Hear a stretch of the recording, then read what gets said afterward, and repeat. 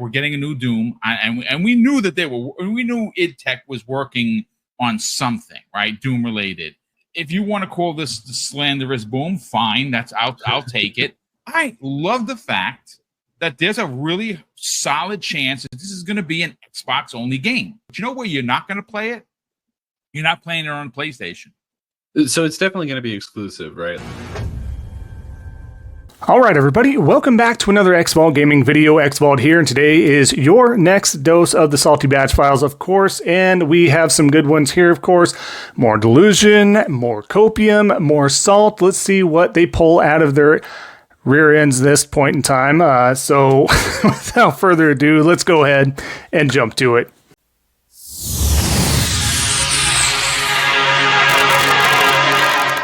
Alright, so let's start off with some strong Delusion here, and we can only do so when we get the likes of the Leprechaun himself, Bitch of Truth. That's right, he's back once again, and this time he has another outlandish, just weird scenario here, but here we go, right? These people made sure to somehow give Xbox the lowest score on its own first-party game. I told you all long ago about that Sony biased media. So again, it's biasness. It has nothing to do with actual good games and good quality out there, folks. It's that media biasedness, right? So, as we keep going here, and the funny thing is, Tag and Phil Spencer does absolutely nothing to call it out, yet keeps giving them Xbox games. Because if that was true, I'm sure a company would state something or do something at the very least about it if this was factual in any way, shape, or form. But, you know, crazy does what crazy is, or crazy is what crazy does, rather, right? But we all win, quoted, yeah, okay, with the laughing emoji, so he doesn't know what to make of this situation other than, hey, it's that Xbox tax, so to speak, right? That's what we're doing here. So he has the comparisons here, Indiana Jones in the Great Circle showing 86, but of course, going over to PS5, 88. But again, I don't think math or variables or how that equates and how that estimates out and how those numbers work, I don't think he's very strong. I don't think he's done much schooling whatsoever. I think it's pretty common sense when you're using these types of formats, because I'll tell you what, math isn't my strong suit, but I will tell you this. It's pretty common sense when you're looking at it in this aspect, right? So as you can see, what's the main thing that sticks out here, folks, from Xbox? It being an Xbox first-party game and it being available as the primary platform, which is Xbox, we have many more critic reviews here. Now, looking at the PS5 here, if the game is fairly good, any game, not just Indiana Jones in the Great Circle, if any game is fairly good and it gets less reviews, those are going to tend to be more favorable. You add in a few more of those, it could have went down to 86, if not less, depending, right? Do we see how ridiculous this is? The delusion is up there at the forefront. This is what we're looking at. This is how they just throw stuff out there. You're giving Xbox games and there's media bias towards PlayStation. Dude, if anything, we should give some points for what it can do tech-wise with the PS5 Pro, because it does play the best on there console-wise is the PS5 Pro with the ray tracing, the resolution, and everything else in between.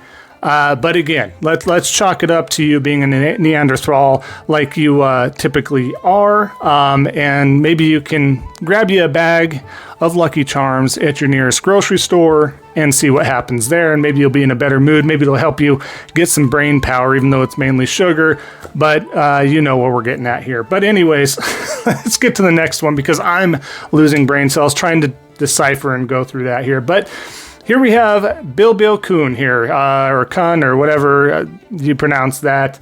I emoji stating Xbox/PC players, you better not miss the next report scheduled for tomorrow. It's one of the most stunning asterisks made so far. Personal opinion. So we got that hype up there again. You know how we talk about overhyping things nonstop all the time. That's what they do. They don't stop. They continue to damage the brand by doing this. This does no good for the brand. Not being honest with your ecosystem, not being honest with your fan base, not being honest with the consumers. this is what happens. But again, we all know what ended up happening there. What was the announcement, right? But of course, Xbox Series at the time, this idiot, stating GTA 6 on Xbox Game Pass Ultimate with the eye emojis, right? Yes, because Rockstar wants to cut a premium value deal with Microsoft to get Grand Theft Auto on Game Pass. That's going to help out Rockstar when they know they can sell these copies of GTA 6 the second they go live, whether physical or digital. They're going to sell like no other. They're going to be breaking records left and right. But yes, they're going to go ahead and take a major slice out of those sales just for the fact that they can put this on Game Pass, because that never-ending wallet that they think that Microsoft and Satya wants to hand out is going to be enough to secure, or would have been enough to secure, GTA 6, one of the biggest games in recent history for hype and everybody waiting for it. Whether you love it or not, it is huge. A lot of people buy it, just like those that love Call of Duty. You either like it or you don't. It's big. It's huge. But do we see how ridiculous this is in regards to this would ever even be fathomable to be on Game Pass? Maybe in a different timeline, maybe in a different reality, where Game Pass was absolutely just stacked and it was just raking in those subscribers and that money was flowing. No, we are at a point in time where Xbox is full on third party, but we're going to sit there and daydream about the days that you could have GTA 6 right on your Game Pass subscription right there. But the delusion is strong, folks. It just doesn't end here, right? So let's shift gears a little bit, because now we're getting with this new, which is bizarre to me. I don't remember Nintendo, except for the Nintendo Sega days, the Nintendo fanboys being so out of pocket. But with this Switch 2 nonsense, I just feel like things have also shifted to have them included finally. And these fanboys are running rampant. Like, they've always been there, but they've been kind of, sort of posh. They've kind of been just over to the side, like, haha, whatever. Some kind of meant it, some didn't, with some of their nonsensical talks. But here we have the real Dr. Trey 81. Sorry, but no, 1080p still looks really good, especially on a good 4K TV. So he's just upset because No Context Humans that post a bunch of random stuff. They're not even a fanboy site or fanboy-based account from what I've ever seen from them, that they're showing 1080p, 4K, and then going back to 1080p after seeing 4K. If you truly have 4K, you're playing it in super crisp, you can tell. If you're not a casual, you can certainly tell when you're going from 4K to 1080p. That's quite a difference, right? Does 1080p look horrible? No, absolutely not. And Dre does have a little bit of a leg to stand on here. I will give you the ittiest teensiest little bit of facts here that 1080p does still look good, and even on a 4K TV, but it's not a sorry but no. It is a drastic difference. So don't sit there and just because Switch 2 isn't going to be quite on par with this even current generation, let alone when the PS6 and whatever other hardware from Xbox they decide to throw out there, or Steam or whatever, ends up happening, they're going to be continued to be left further and further behind. We're going to get more true 4K, if not higher, with the 120, if not higher, all this stuff, that with the mix of stuff, with the ray tracing and whatever the case is. Already we have signs and sights of the Nintendo Switch being 30 frames per second and a lot of aspects and choppiness and this and that. And it's just what it is. It's just what the hardware is, right? But already damage controlling that, what, guys? 4K is overhyped. 1080p is just fine, especially if you guys got your 4K TV. I know you want to use it for 4K imaging and resolution, but you know what? Let's go ahead, pull back here, guys. Just understand that 1080p is good enough. I know you bought a new gen console to get power out of it as well. To get power out of it, utilize that fancy new TV you got that has 4K capabilities. 1080p is okay, guys. Don't you worry. Damage control at its finest. Damage control at its finest. But let's keep going here. This is the big one too here. So Nintendo Prime's been landing himself in a lot of hot water lately because obviously he's a huge Nintendo fanboy and very, very biased, and also has misspoken multiple times here. So as you can see here, what we have is the fact is he shows this, right? Sony is charging $70 for all their next-gen games. Looks like they are pushing the new standard pricing increase we all got mad at, Activision trying to do. Hope Sony gets the same backlash, but they won't because people like them. Yes, because people just want to sit there and they were okay. Everybody was okay with $70. Let me pause right here. And Prime here has been told this multiple times at this point, so this isn't fresh coming from me. But I will echo this. I will back this up. I will back this claim up. That nobody was happy, even on the PlayStation side, with any $70 games, and the first ones to do it was 2K. Yes, they were the first ones to do it. A lot of people don't know their history already, even though it's not old history. They can't do a simple Google search and find out what games were actually $70 first. Things are going to follow suit. Things are going to inflate. Nobody likes it. Nobody just stepped to the side and said, because it's PlayStation, because it's Sony, it's okay. Everybody wants a better value, absolutely. I'm still not okay with $70, but we're still contesting and contending with now $80 Switch games for the Switch 2. Absolutely asinine, and I know the rest of the industry is going to follow, so hang on to your seats for that one here. But as we have the other piece here from him, he quotes on here, well, I figured this was coming. Every video on my timeline is about how Mario Kart isn't worth the money. Is any content creator excited besides me? Must I go on? No, I'm not going to make a it is worth the money video because I am not interested in that conversation. Of course he's not, because to him, because it's Mario Kart, because it's Nintendo, because it's first party, because it's a bias that he has the real bias, and he has no problem not holding Nintendo accountable whatsoever. Do we see the hypocrisy here, guys? This guy, I haven't seen. He's been hunkering around for a while, I'm sure. And maybe he wasn't so prominent because the Switch has just been hanging around for quite a few years.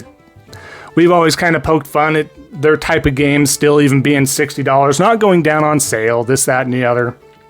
So maybe he's kind of been in the shadows of those actually following the Nintendo news a little more closely than somebody like myself has done, because, you know, Nintendo and Switch, and for a long time, Nintendo's been a secondary console, especially ever since I've had a PlayStation 1 and even an Xbox. It's always been a secondary piece of hardware and gaming for me. It's there for the games I want, yada, yada.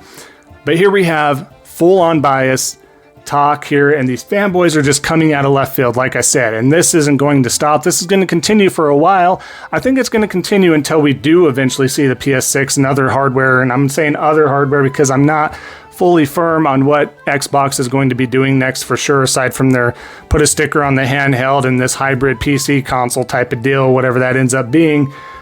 Regardless, whatever new hardware ends up coming out, these guys are going to be continually left in the dust, so give it a couple more years or so, and we're going to see them kind of seep back into the shadows here, right? That's all they're going to do. But right now, they're boasting the chest, they're pounding it out, because that's what they do. They're like, hey, we're up to par now, and this is good, and this is why. Buddy, you're you're not even on the level of a Series X or a PS5 for the Switch 2. It's just not. It's going to have great games. It's going to be a competent machine. People are going to have fun with it, but stop beating the chest and acting like this is some breakthrough hardware powerful piece of tech that's going to do wonders for you. It's not. It's Nintendo. They've been lacking. They do their own thing. They march to the beat of their own drum. It's going to be interesting to see how the future folds out for this. But like I said, I think they're going to be falling in the wayside in a couple of years here anyway. So in regards in terms of power and console warring again, I mean, when we're talking about hardware and specs, guys. So just keep that in mind. Now, gosh, this one I'm hoping to not take too much time on here. We'll move along here, but risk it for the busted can of biscuits, who is definitely not a fan of me, and I'm not a fan of him because he's just fake and he likes to throw misinformation all the time and beat his chest as well, thinking he's big bad here. But here he has, PlayStation guys, would have you believe that you own your games? And I went on contention with this with another guy, by the way. You should. We all should. The fact is that you don't own them. You purchased a hardcover and a disc with a digital key. That digital key is as valid as the IP owner makes it. Concord being a good example, on and on and on. I don't know what he's talking about. Nobody with a comprehensive mind, nobody with a couple brain cells is going to sit here and tell you that you own online service games, right? Games that are online only, that only have multiplayer. Like, you own the disc, you own the physical media. No, you do not own the IP or licensing, even with offline single-player games. No one's talking about you owning the licensing of these games. You own the physical media. You can do whatever you want. And like he said, you purchased hardcover and a disc with a digital key. Digital key is valid as long as the IP owner makes it. Blah, blah, blah. The fact is, all this stuff. But you own the physical media. And again, in context, in conceptualization here, you own, if your game is single player offline game that does not require a day one patch, does not require any sort of a patch to play right out the gate with your console being offline, with the game being offline, you own that. You can take that copy that you bought, that physical copy, and trade it in. You can sell it on Facebook Marketplace or eBay or to your neighbor, or use it and throw it as a disc, frisbee disc. You can use it as a clay bird and someone go shoot it. Whatever you want to do to your heart's content, you can do with it because you own that physical media. You, in fact, own that game. Okay? There's caveats to this as well. You're talking about a digital game. If the digital game also works offline without a patch or anything, or you just have it on your hard drive, as long as it's on the hard drive and it works offline or however it works, you own that game. You can download it. You can delete it, re-download it, as long as those servers, all that stuff will work. But I'm talking about non-server wise, as long as it lives on that hardware, as long as it lives on that hard drive, right? You can transfer it. If you can transfer it between things to re-download it without any other servers, you own those games to a point. So yes, technically you own those games, but to sit there and say you don't own those games, no one again is talking about licensed IPs or you owning that IP to do what you want. You don't own the Demon Slayer One Piece game for the licensing and you can start manufacturing the game and start selling it. No. No. And yes, these developers and companies have the right to take these online games and these multiplayer service, live service games and all that in between. They do have the right to nix that at any point in time. They can sit there and cancel it. They can pull the plug. They can do whatever they want. Look no further than, what was it? Not Rocket League, but there's another Rocket game. There's like third person. I can't remember it. If you guys remember, put it down in the comments below. But that and multiple others, they get pulled all the time. So don't put all your stock into these games that may not last for sure. But for him to sit there and act like, because he's pulling up KJN's post here, would rather own my games and I make the choice rather than the subscription making the choice for me, which is very true. And that's why I don't rely on a subscription service myself. I want to play what I want to play when I want to play it. If it gets pulled from a subscription service, I don't want to have to worry about that. I don't own that physical media or even digital download on my hard drive where I get to keep, just like PT, right? That little demo there. People were able to sell that data at will for a crap ton of money. Why is that? Because they owned it. They downloaded it. They own that on their hard drive. They don't own the licensing. They can't recreate that and make a living off of selling a bunch of those copies. You cannot do that. No shit, Sherlock. But to sit there and be so disingenuous, to sit there and turn around from pure jealousy that people don't agree with a subscription service and to make it seem like you don't own any of your games, so just don't do that, guys. Go ahead and start subscribing to these subscription services and you're going to be A-okay. That's not the case. Bunch of bull crap. Don't listen to it. He's always full of crap. Maybe he'll go cry in his car later on. We've all seen it. I have it on the beginning of some old videos. It is what it is. Absolutely insane. And so I had a few more examples to share with you here, but some of these topics kind of seep over a little bit, a lot more to divulge into with the salt and the cope and the disdain in between everything here. But we will wrap up the video here, but I appreciate it if you made it to the end of the video. I really do appreciate that. It helps out the algorithm. Additionally, every like, comment, I do love to hear from you guys as well. Both those things additionally help out the algorithm. And of course, if you haven't already, definitely consider subscribing, helping out a small content creator like myself. And of course, at the end of the day, just remember, don't be a salty batch. and we'll see y'all next time on the next Xvault Gaming video. And until then, take care.